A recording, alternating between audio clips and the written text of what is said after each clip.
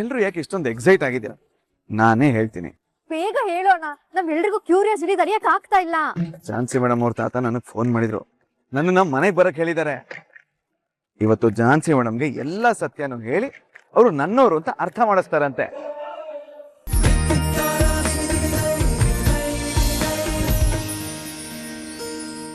ಝಾನ್ಸಿ ಸುಮ್ನಾಗ್ಬಿಟ್ಲೇನು? ನಾನು ನನ್ ಗಂಡನ ಮನೆಗೆ ಹೋಗ್ತೀನಿ ಅಂತ ಹೇಳಿ ಬರ್ಬೇಕಾಗಿತ್ತು ತಾನೆ. ಬರೋದಕ್ಕೆ ಸಿದ್ಧವಾಗಿ ಇಲ್ದೇ ಇರೋದೆ ಝಾನ್ಸಿ ಅಜ್ಜಿ. ಝಾನ್ಸಿ ಮೇಡಮ್ಗೆ ನನ್ಗೆ ಯಾರು ಅನ್ನೋದೇ ನೆನಪಿಲ್ಲ. ಅವ್ರ ಲೆಕ್ಕದಲ್ಲಿ ನಾನು ಯಾರೋ ಸಂಬಂಧ ಇಲ್ಲದೆ ಇರಬೇಕು.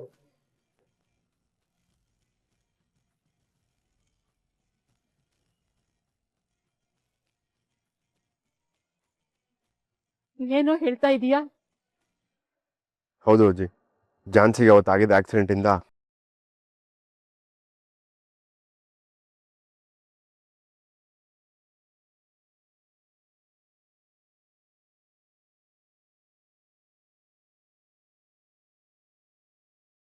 ರಾಘು, ನಿಮ್ಮ ಸಂಬಂಧನ ಅಷ್ಟು ಸುಲಭವಾಗಿ ಮುರಿಯಕ್ ಆಗಲ್ಲ ಕಣೋ. ಯಾಕಂದ್ರೆ ನೀನು ಅವಳಿಗೆ ತಾಳಿ ಕಟ್ಟಿದೀಯಾ. ಆ ತಾಳಿನೇ ಅವಳಿಗೆಲ್ಲ ಅರ್ಥ ಮಾಡಿಸುತ್ತೆ ಕಣೋ. ಅರ್ಥ ಮಾಡ್ಸಕ್ಕೆ ಅದವ್ರ ಕುತ್ತಿಗೆಯಲ್ಲಿ ಇಲ್ಲ ದೊಡ್ಡಪ್ಪ.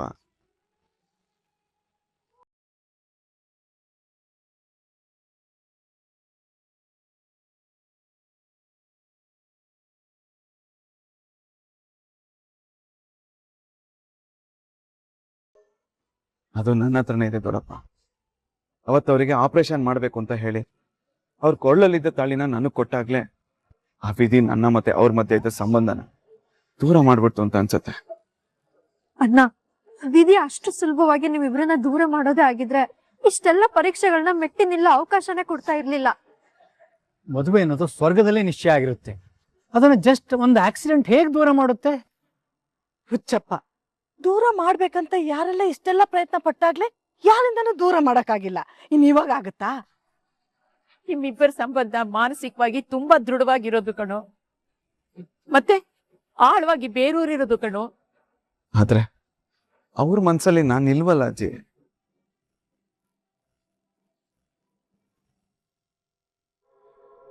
ಒಂದ್ ಮಾತು ಹೇಳ್ತೀನಿ, ಕ್ಲಿಯರ್ ಆಗಿ ಕೇಳಿಸ್ಕೊಳ. ಅವ್ರ ತಾತ ನಾನ್ ಮಾತಾಡ್ತೀನಿ ಅಂತ ಹೇಳಿದಾರಲ್ವಾ, ಅವ್ರು ಅರ್ಥ ಮಾಡಿಸ್ತಾರೆ ಬಿಡು.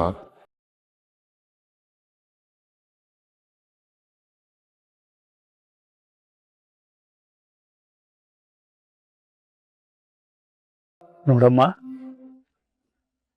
ನಿನ್ನ ಮರುವಿನ ಬಗ್ಗೆ ನೀನೇನು ಯೋಚನೆ ಮಾಡಬೇಡ. ಈಗ ನಾನಿದ್ದೀನಿ, ನಿನಗೆ ಪ್ರತಿಯೊಂದು ವಿಷಯನೂ ಹೇಳ್ತಾ ಇರ್ತೀನಿ. ತಾತ, ನನ್ಗೀಗ್ಲೇ ಗೊತ್ತಾಗ್ಬೇಕು. ನನ್ ಊಹೇನು ಮಾಡ್ಕೊಳಕ್ ಆಗ್ದಿರೋಂತ ವಿಷಯಗಳನ್ನ ಹೇಳಿದೀರಾ. ನನ್ಗೇನೇನಾಗಿದೆ ಹೇಳಿ.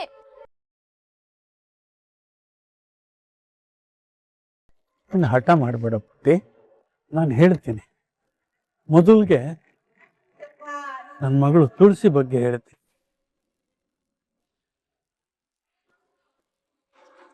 ಅವಳು ನಮ್ಮ ಮನೇಲಿ ಇರಬೇಕು ಅಂತ, ನಮ್ಮ ಜೊತೆಲೇ ಬದುಕಬೇಕು ಅಂತ ಆಸೆ ಪಟ್ಟು ಬಂದಿದ್ದಾಳಮ್ಮ. ಅಷ್ಟೇ ಅಲ್ಲ, ತನ್ನ ತಪ್ಪನ್ನ ತಿದ್ದುಕೊಂಡು, ತನ್ನ ತಪ್ಪನ್ನ ಅರ್ಥ ಮಾಡಿಕೊಂಡು ಇಲ್ಲೇ ಇರ್ತೀನಿ ಅಂತ ಬಂದಿದ್ದಾಳೆ. ಎಲ್ಲ ಈ ಆಸ್ತಿ ಅಧಿಕಾರ ಯಾವುದು ಬೇಡ ಅಂತ ಹೇಳಿ ನಾವು ಅವಳು ಕೊಟ್ಟಿರೋ ಆಸ್ತಿನೆಲ್ಲ ವಾಪಸ್ ನನಗೆ ತಂದು ಕೊಟ್ಟು, ನಿಮ್ ಪ್ರೀತಿ ಹೊಂದಿದ್ರೆ ಸಾಕು ಅಂತ ಹೇಳಿ ಬಂದಿದ್ದಾಳಮ್ಮ.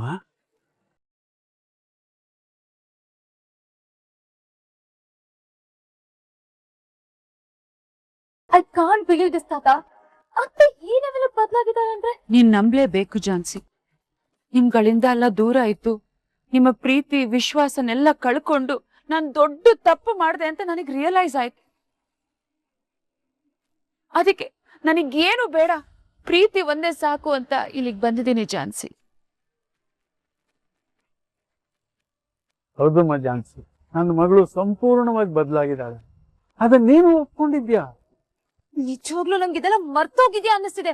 ಈ ಗ್ಯಾಪಲ್ಲಿ ಇಷ್ಟೊಂದೆಲ್ಲ ಆಗಿದ್ಯಾ? ಅಷ್ಟೇ ಅಲ್ಲ ಪುಟ್ಟಿ, ನಿನ್ನ ಜೀವನದಲ್ಲಿ ಇನ್ನೂ ಒಂದು ಮುಖ್ಯವಾದ ಘಟನೆ ನಡೆದಿದೆ. ಅದರಿಂದ ಸಾಕಷ್ಟು ಬದಲಾವಣೆ ಆಗಿದೆ. ಅದೇ ನಿನ್ನ ಜೀವನಕ್ಕೆ ಟರ್ನಿಂಗ್ ಪಾಯಿಂಟ್.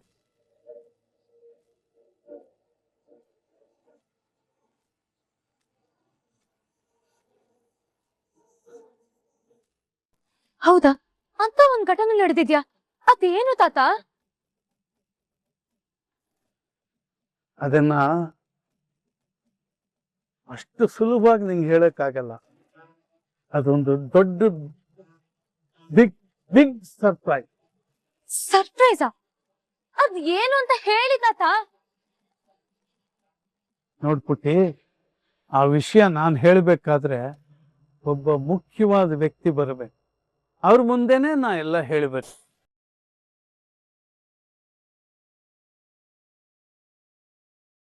ಅಷ್ಟೊಂದು ಮುಖ್ಯವಾದ ವ್ಯಕ್ತಿನ? ಆ ವ್ಯಕ್ತಿ ಯಾರು? ವಿಷಯ ಆದ್ರೂ ಏನು ತಾತ? ಅದೆಲ್ಲ ನಿನಗೆ ಗೊತ್ತಾಗ್ಬೇಕು ಅಂತಂದ್ರೆ ಸಂಜೆವರೆಗೂ ನೀನು ವೆಯ್ಟ್ ಮಾಡ್ಲೇಬೇಕು. ತಾತ, ನೀನು ಹೇಗೆ ಕೇಳಿದ್ರು ಮತ್ತೆ ಕೇಳಿದ್ರು ನಾನು ಸಂಜೆನೆ ಆ ವಿಷಯ ನಿಂಗೆ ಹೇಳೋದು, ಆಯ್ತಾ? ಅಲ್ಲ ತಾತ, ಒಂದು ನಿಮಿಷ. ಆ ವಿಷಯ ನಾನು ಹೇಳಬೇಕು ಅಂದ್ರೆ ಮುಖ್ಯವಾದವರು ಬರ್ಬೇಕು. ಅಲ್ಲಿವರೆಗೂ ನೀನು ಸುಮ್ಮನೆ ಇರು. ಸರ್ಪ್ರೈಸ್ ಆವಾಗಲೇ ಹೇಳ್ತೀನಿ. ನೀನು ಕೇಳಬಾರ್ದು, ನಾನು ಹೇಳಬಾರ್ದು ಅಲ್ಲಿವರೆಗೂ. ರೆಸ್ಟ್ ತಗೋ. ಸರಿ ತಾತ. ಮಲ್ಲಿ, ಲಗೇಜ್ ಎಲ್ಲ ರೂಮ್ ತಗೊಂಡೋಗ್ ಬಿಡಮ್ಮ.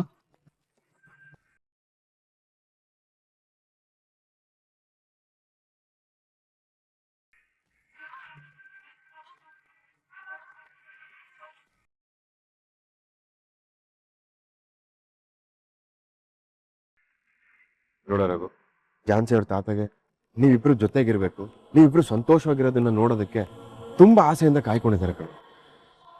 ಸೊ ಆದಷ್ಟು ಬೇಗ ಅವ್ರು ಎಲ್ಲ ಸತ್ಯನೂ ಹೇಳಿ ಝಾನ್ಸಿಗೆ ಅರ್ಥ ಮಾಡಿಸ್ತಾರೆ ಕಣೋ.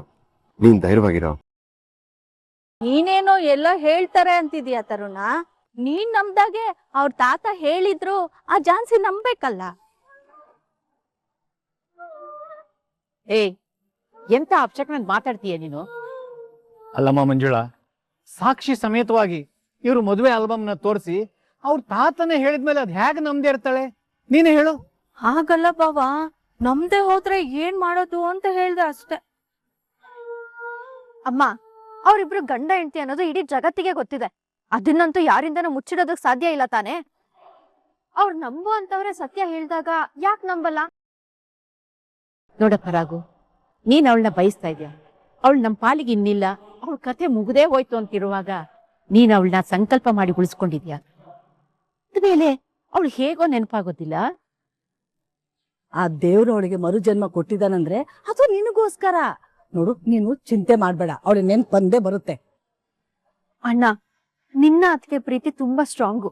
ಅದು ಅಷ್ಟು ಸುಲಭವಾಗಿ ಮರೆಯುವಂಥದ್ದು ಅಲ್ಲ, ಮುರಿಯುವಂಥದ್ದು ಅಲ್ಲ. ರಾಘು, ಝಾನ್ಸಿ ನಿನ್ನ ಹೆಂಡತಿ. ನಿಮ್ಮಿಬ್ಬರ ಮಧ್ಯೆ ಪ್ರೀತಿ ಇದೆ. ಅದನ್ನ ನೆನಪು ಮಾಡೋದಕ್ಕೆ ಜನ ಇದ್ದಾರೆ. ಆದಷ್ಟು ಬೇಗ ಈಗ ಕವಿದಿರೋ ಕಾರ್ಮೋಡ ಕರಗಿ ನಮ್ಮ ಝಾನ್ಸಿನ ಮನೆ ತುಂಬಿಸ್ಕೊಳ್ಳೋ ಟೈಮು ಬಂದೇ ಬರುತ್ತೆ ಕಣ.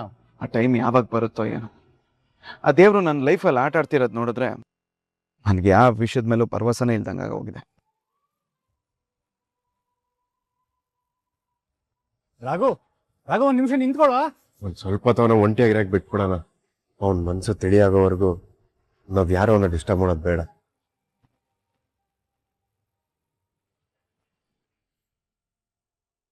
ದೇವ್ರೆ, ಅವನ್ ಜೀವ ಎಷ್ಟು ಅಂತ ನೋವನ್ನ ಸಹಿಸ್ಕೊಳ್ಳುತ್ತೆ.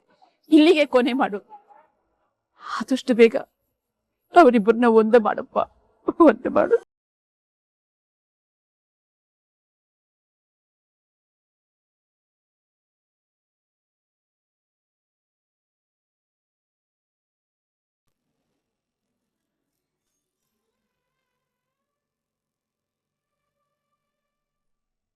ರಾಮಾಚಾರಿ, ಝಾನ್ಸಿ ರಾಘು ಇಬ್ರು ಒಂದಾಗ್ತಾರ?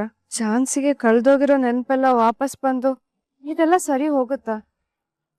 ಯಾವ ಆತಂಕ ಅನುಮಾನನೂ ಬೇಡ ಮೇಡಮ್.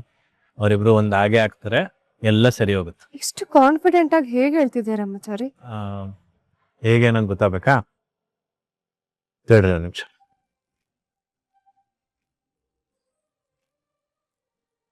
ಏನ್ ಮಾಡ್ತಿದ್ಯಾ ರಾಮಾಚಾರಿ? ನಿಮ್ ಪ್ರಶ್ನೆಗೆ ಉತ್ತರ ಬೇಕಲ್ವಾ? ತಡ್ರಿ ಒಂದು ನಿಮಿಷ. ತಿರುಗಿ ಕಡೆ ಹಂಗಿತ್ತು. ಅಲ್ಲ, ಇದರಿಂದ ಏನ್ ಪ್ರೂವ್ ಮಾಡಕ್ ಹೊರಟಿದ್ಯಾ? ಗೊತ್ತಾಗತ್ತೆ ತಡ್ರಿ. ಈಗ 3 1 2 3 ಇವಾಗ ನಿಮ್ ಕಣ್ಣಿಗೆ ನಾನು ಕಾಣ್ತಾ ಇದ್ದೀನಾ? ಇದೇನ್ ಪ್ರಶ್ನೆ ರಾಮಾಚಾರಿ? ಕಣ್ಣಿಗೆ ಬಟ್ಟೆ ಕಟ್ಟಿದ್ಮೇಲೆ ಹೇಗ್ ಕಾಣಿಸೋಕ್ ಸಾಧ್ಯ? ಅಲ್ವಾ? ಸರಿ, ಈಗ ನಿಮ್ ಕೆಲ್ಸ ಏನ್ ಗೊತ್ತಾ? ನನ್ನ ಹುಡುಕದು. ರಾಮಾಚಾರಿ ರಾಮಾಚಾರಿ ಏನ್ ರಾಮಾಚಾರಿ ಇದು? ಎಲ್ಲಿದ್ಯಾ?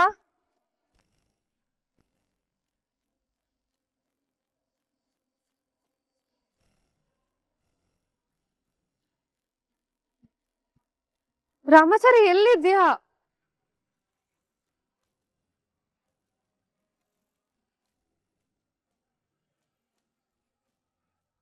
ರಾಮಾಚಾರಿ, ಶೋ, ನಾನ್ ಕೇಳಿದ ಪ್ರಶ್ನೆಗೂ ಇದಕ್ಕೂ ಏನ್ ಸಂಬಂಧ ಅರ್ಥನೇ ಆಗ್ತಿಲ್ಲ.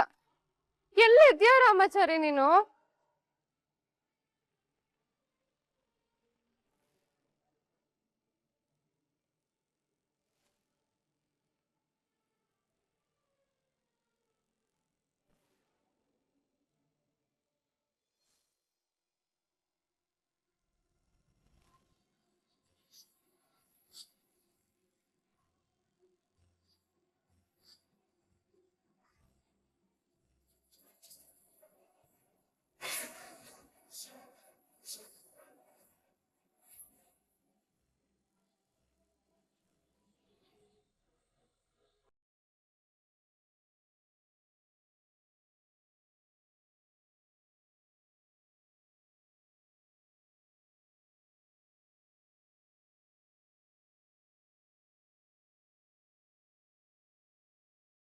ನನಗೆ ಚಾಲೆಂಜ್ ಮಾಡ್ತೀಯಾ?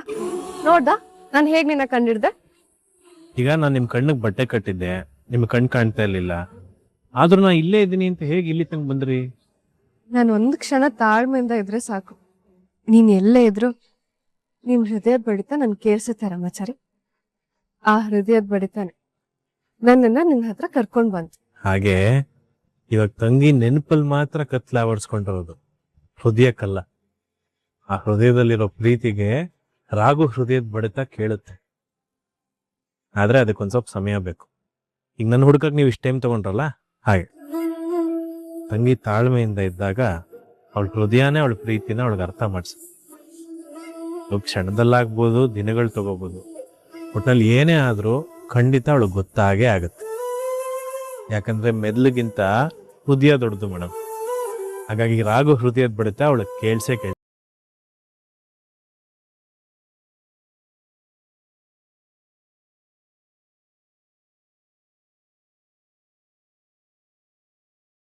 ಹಾಗೂ ನಿನ್ನ ಮುಖದಲ್ಲಿ ಸಂತೋಷ ಸಂಭ್ರಮ ತುಂಬಿ ತುಳುಕಾಡ್ತಾ ಇದೆ. ಏನಪ್ಪ ಸಮಾಚಾರ?